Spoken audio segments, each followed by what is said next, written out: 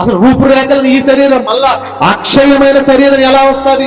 మనం పరిశీలించుకోవాలి. ఒకసారి లేఖనం చదువుకున్నప్పుడు మనం ఆలోచించుకోవాలి, ఎలా వస్తుంది?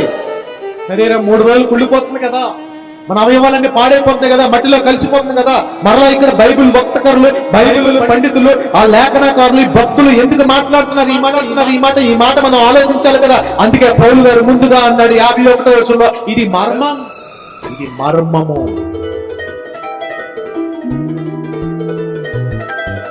దేహం లేకుండా దేహం ఎలా వస్తుంది?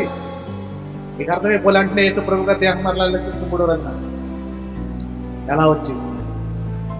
మహిమా దేహం, శరీరం లాగానే ఉంది, గాయాలు లాగా ఉన్నాయి, స్వరం లాగానే ఉంది, మాటలు లాగానే ఉన్నాయి, రూపం లాగానే ఉంది. వచ్చిందా అంటే వచ్చింది. ఆయన గెత్సెమనే తోటలో మోషే ఏలియాలు మాట్లాడారంటే ఎలా మాట్లాడారు? సమూయేలు సౌలుతో మాట్లాడారంటే ఎలా మాట్లాడారు? చనిపోయిన తర్వాత భక్తులు దేవదూతలు వచ్చి మాట్లాడారంటే ఎలా మాట్లాడారు?